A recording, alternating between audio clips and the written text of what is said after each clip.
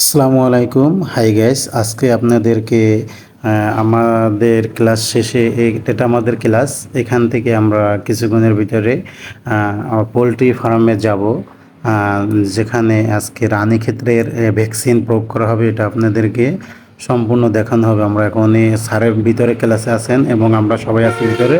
তো আমরা এখন রওনা দেব।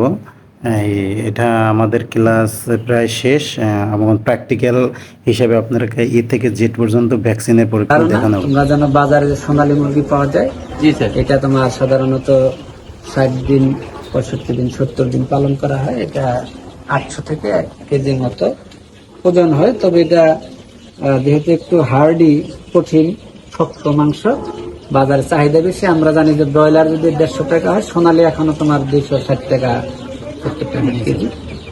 আমরা ওই মুরগিটাই তুলেছি গত 19 তারিখে, এটা মে মাসের 19 তারিখে। আজকে তোমার জুন মাসের কয় তারিখ? 9 তারিখ। তাহলে ওখানে গেছে তোমার 9-10 দিন ধরো, আর আজকে হলো 9। এটার বয়স হলো তোমার 19 দিন। আমরা বলছি যে আজকে যে টিকার ডোজটা দিব, এটা আমাদের BCRDB টিকা দিব দ্বিতীয় ডোজ। প্রথম ডোজ আমরা 3 থেকে 6 দিনে দিয়ে ফেলছি, এখন আমরা দ্বিতীয় ডোজ দিব। এটা 16-17 দিনে দেওয়ার কথা ছিল। তোমাদের দেখাবো দেখে আমরা 2 দিন পিছিয়ে দিচ্ছি। 2 দিন আগে পিছিয়ে, এটা কোনো সমস্যা নেই। এটা শিডিউলের কারণ হচ্ছে, বা এটা তোমাদের শেখানোর কারণে আমাদের পিছাতে হয়েছে। এইখানে আমরা টিকা যেটা আছে এটা আমাদের নিয়ে আসছে। আমাদের সিফায়তুল্লাহ পোল্ট্রি অ্যান্ড ক্যাটেল অ্যাটেন্ডেন্ট, মানে খামার গুলা দেখাশোনা করে, এবং নিজেও এক্সপার্ট। আগে ক্লাস নিত, এখন আমাদের প্রশিক্ষক বিষয় ক্লাস নেয় না, কিন্তু মাঠেও কাজ করে, মাঠেও চিকিৎসা করে, যার ফলে ওরা কাজ করতে করতে একটা এক্সপার্ট হয়ে গেছে। তো ওর সাথে আমরা 2-3 ঘন্টা প্যাক করে দিব মুরগি খামারে কাজ করার জন্য, যারা আন্তরিক আমরা এটা পড়ে। আর ওইটা যদি একটু দেখাইতেন। ওইদিকে যাও, ওইখানে যাও তো, ওই বড় রাস্তায়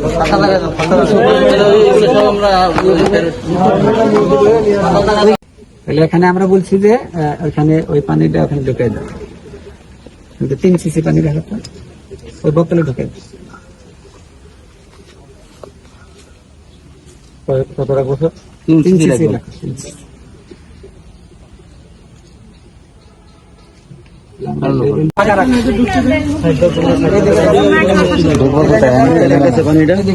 পানিটা কার কাছে? পানিওয়ালাকে পানি বের করা। আর কথা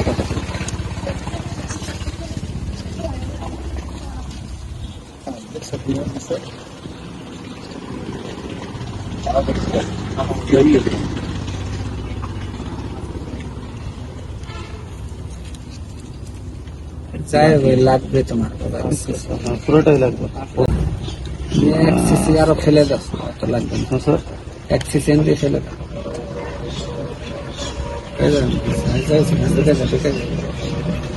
ঠিক আছে, ওইটা রাখো।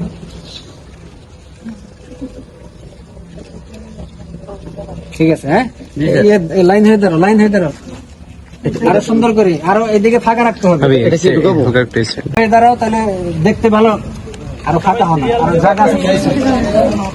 হ্যাঁ, ওইটা না আমার কাছে। ওখান থেকে ছবি আনতে তো সবাই আসে। আচ্ছা, জোরে করে বলি, আমরা কথা বলা শেষ, বেশিক্ষণ রাখা যাবে না, 5 মিনিট হয়ে গেছে। হ্যাঁ, এই দেখো, এখন আবার একটা লেবেলও করে দিচ্ছে এরা।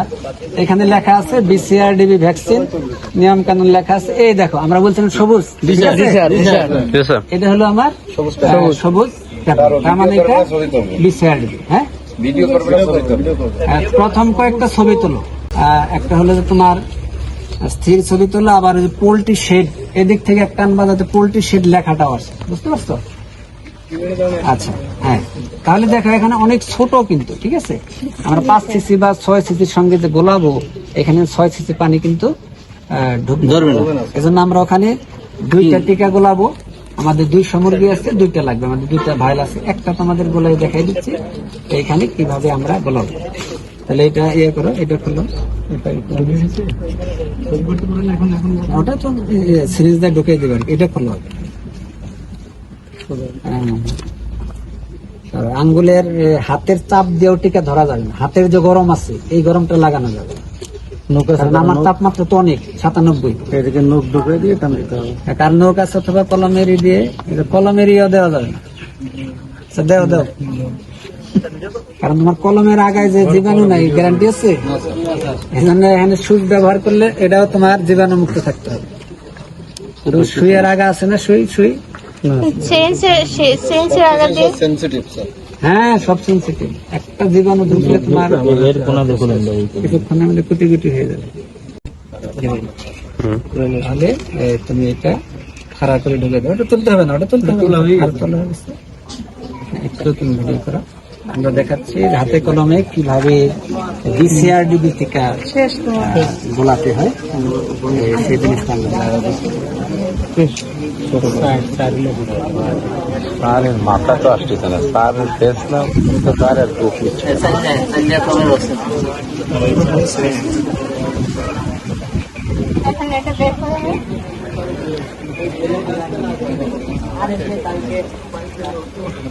আমি দেখুন ঢুকে দিচ্ছি তোমার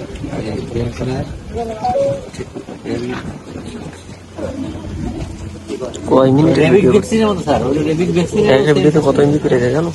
1 মিনিটের ভিডিওতে খুব হার্ড এমবি 400 এমবি।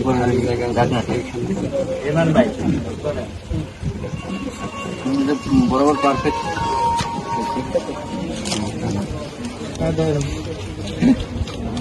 শিশিটা ধরতে হবে। আস্তে আস্তে করে টানা যাচ্ছে কান টানা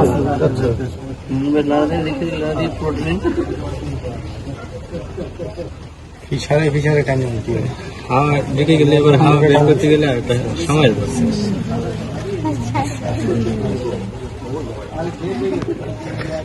এদিকে ফাঁকা দেখা যায় না, এইখানে শুইতে গেলে বলে তোমার সুবিধা।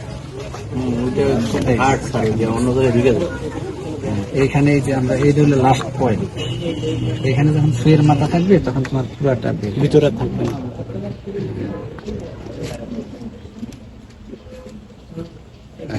দেখছো জি স্যার। পুরাটা দেখো মাথা মতো দিয়ে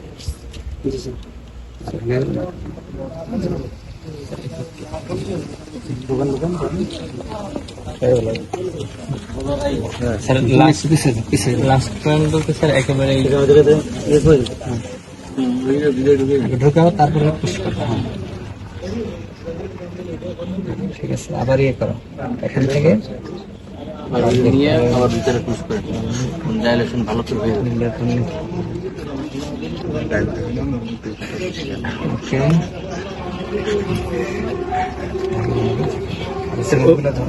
ওইটার ভিতরে কি হাওয়া আলাদা ঢোকান থাকে?